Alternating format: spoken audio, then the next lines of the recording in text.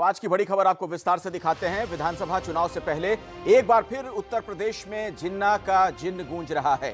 कल हरदोई की एक रैली में अखिलेश यादव ने सरदार पटेल की तारीफ करते वक्त साथ में जिन्ना का नाम भी लिया था। तब से ही सियासी हंगामा छिड़ा है। बीजेपी कह रही है कि अखिलेश समाजवादी नहीं, नमाजवादी हैं, जिन्नावादी हैं, उन्हें माफी मांगनी चाहिए। जवाब में एसपी बोली, ये सब असली मुद्दों से भटकाने की बीजेपी की दरअसल राजनीति है।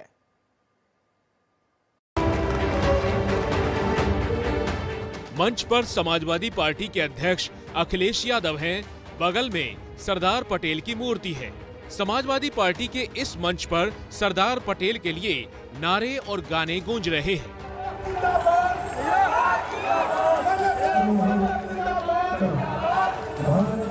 और फिर आता है वो बयान जिसने यूपी की सियासत में कल से बवाल मचाया हुआ है। सरदार पटेल जी, राष्ट्रपिता महात्मा गांधी, जवाहरलाल नेहरू, जिन्ना एक ही संस्था में पढ़ करके बैरिस्टर बनकर के आए थे। एक ही जगह पर पढ़ाई लिखाई की उन्होंने। एक विचारधारा जिस पे पाबंदी लगाई, अगर किसी ने पाबंदी लगाई थी तो लोग और सरदार पटेल जी ने उस विचारधारा पर पाबंदी लगाने का काम किया। सरदार पटेल जी जहां जमीन पहचानते थे, जमीन को पकड़ करके फैसले लेते थे। विचारधारा पर बैन यानी आरएसएस पर अखिलेश यादव निशाना साध रहे थे। बता रहे थे कि सरदार पटेल कैसे जमीन की पकड़ रखते थे, लेकिन बीजेपी ने उनका यही बयान पकड़ लिया और फिर पटेल और जिन्ना के योगदान को एक समान रखने पर सियासी संग्राम मच गया। योगी बोले, ये तालिबानी सोच है, पटेल का अपमान है, अखिलेश माफी मांगे। भाइयों बहनों, ये वक्तव्य अत्यंत शर्मनाक है, लेकिन कल उनका वह विभाजनकारी मानसिकता एक बार फिर से सामने आ गई जब उन्होंने सरदार पटेल को जिन्ना के समकक्ष रख करके देश तोड़क जिन्ना को महिमा मंडित करने का प्रयास किया है। समाजवादी पार्टी के राष्ट्रीय अध्यक्ष को अपने कृत्य के लिए प्रदेश की जनता से माफी मांगनी चाहिए, देश की जनता से माफी मांगनी चाहिए।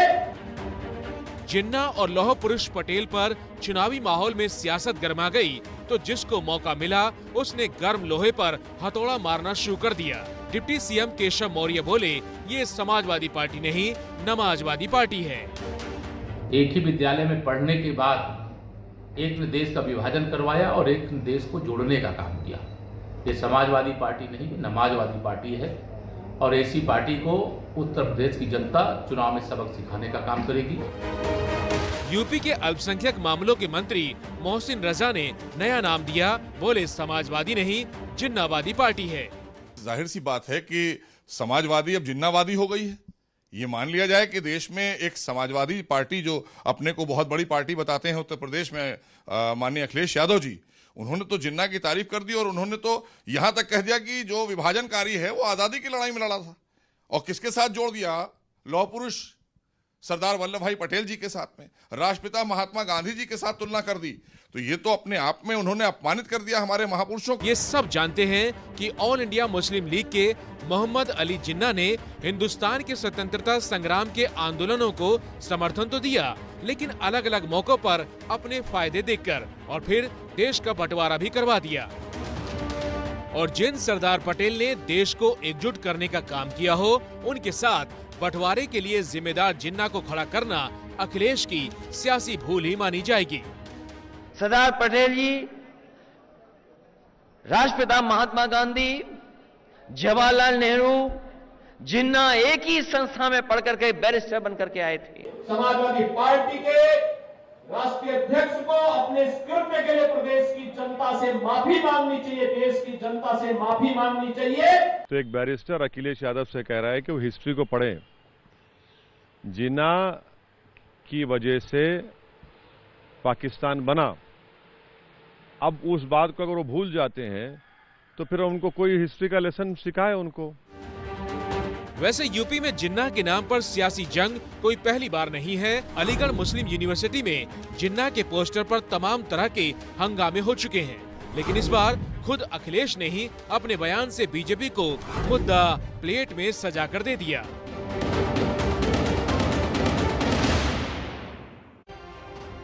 और अब राजनीति की दुनिया की एक और बड़ी खबर। दिल्ली में कांग्रेस ने संगठन में एक नियुक्ति की। उधर पंजाब में इस पर कांग्रेस के लिए नई टेंशन शुरू हो गई। कांग्रेस ने पार्टी की दिल्ली अस्थायी समिति में जगदीश टाइटलर को सदस्य बनाया है। 1984 के दंगों के आरोपों में घिरे रहे हैं टाइटलर। अब पंजाब में अकाली दल टाइटलर का पुतला फूंक रही है और सवाल सिद्धू की पत्नी ने भी उठाए हैं। पुतला जल रहा है। पुतले के चेहरे पर कांग्रेस के नेता जगदीश टाइटलर का पोस्टर है और पुतले पर पंजाब कांग्रेस के सीएम चन्नी और सिद्धू की तस्वीरें हैं। विरोध प्रदर्शन है पंजाब के अमृतसर में अकाली दल का। दरअसल पूरी राजनीति कांग्रेस नेता जगदीश टाइटलर पर गरमाई है। 1984 के सिख दंगों को लेकर विवादों में रहे दिल्ली कांग्रेस के नेता जगदीश टाइटलर दिल्ली कांग्रेस की स्थायी समिति का सदस्य बनाए गए हैं। ये तस्वीरें देखिए। दिल्ली में कांग्रेस सदस्यता अभियान में मंच पर टाइटलर शामिल हुए। पंजाब में अकाली दल ने अब इसे मुद्दा बना लिया है।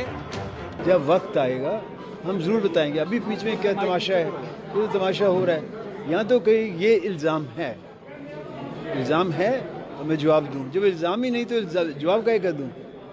गौर करने वाली बात यह है कि पंजाब कांग्रेस के अध्यक्ष नवजोत सिंह सिद्धू की पत्नी नवजोत कौर ने भी विरोध जताया है। पर्सनली लो तो मुझे भी बहुत बड़ा रोष है। पार्टी लेवल का जो भी है उसमें मैं कमेंट करने वाली कोई नहीं होती। उन्हीं को इस बात का जवाब देना पड़ेगा। अब आपको उत्तर प्रदेश लिए चलते हैं। यूपी में अखिलेश यादव और आरएलडी के जयंत चौधरी साथ आ गए हैं। गठबंधन का ऐलान हो चुका है। इस गठबंधन से पहले प्रियंका के साथ जयंत की मुलाकात चर्चा में रही। एक तरफ है कांग्रेस महासचिव प्रियंका गांधी, दूसरी तरफ है आरएलडी अध्यक्ष जयंत चौधरी। लखनऊ एयरपोर्ट पर जैसे ही दोनों नेताओं की मुलाकात की ये तस्वीरें आई, सियासी कयासों की बाढ़ आ गई।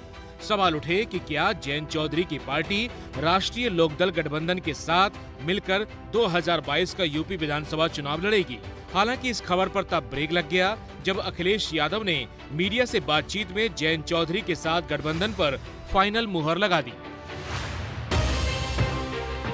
एक इंटरव्यू में अखिलेश यादव ने कहा, राष्ट्रीय लोकदल यानी आरएलडी के साथ हमारी पार्टी का गठबंधन फाइनल है। साथ मिलकर चुनाव लड़ने में सीटों के बंटवारे पर जल्द ही राय बना ली जाएगी। अगला चुनाव अगर हमने घोषणा पत्र आज जारी ना किया होता तो योगी जी तो पाकिस्तान क्रिकेट टीम के सामने लड़ना चाहते। वो तो औरंगजेब को गाली देकर लड़ना चाहते। वो जिन्ना की बात करना शुरू कर देंगे कि जिन्ना का राज नहीं चलेगा। यहाँ आपको यूपी में आरएलडी की सियासी अहमियत बताना जरूरी है। जयंत चौधरी की पार्टी आरएलडी का पश्चिमी यूपी में करीब 100 सीटों पर असर माना जाता है।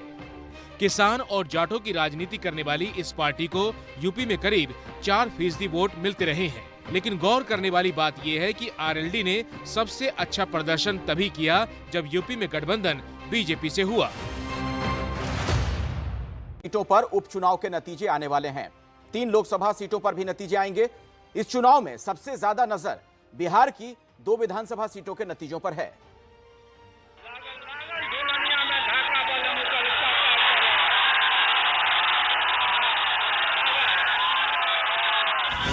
क्या लालू का ये प्रचार बिहार में उड़ाएगा आरजेडी की जीत का गुलाल? क्या नीतीश के ये तीर बिहार उपचुनाव में जीत के निशान पर लगेंगे? क्या बिहार उपचुनाव में कांग्रेस से गठबंधन तोड़कर तेजस्वी का तेज बढ़ेगा?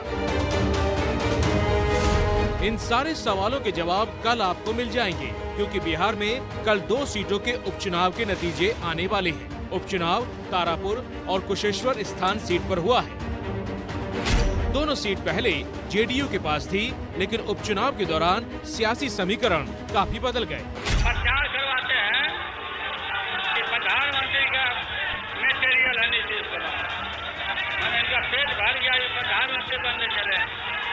कौन आपको प्रधानमंत्री बनाने जा रहा है? अब तो जहाँ है वहीं से आप हटने वाले हैं।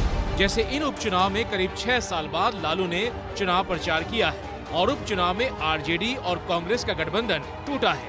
विधानसभा चुनाव से पहले हर पार्टी ने वादों की झोली खोल दी है। प्रियंका गांधी ने यूपी कांग्रेस में महिलाओं को 40% टिकट के बाद अब 40% सरकारी पदों पर महिलाओं की नियुक्ति का वादा किया। साथ ही सालाना 3 सिलेंडर मुफ्त मिलेंगे, यह भी कहा गया है। पंजाब में चन्नी सरकार ने 11% डीए का ऐलान किया है और बिजली सस्ती की है। गोवा में केजरीवाल बेरोजगारी भत्ता देने वाला चुनावी वादा लेकर आए हैं।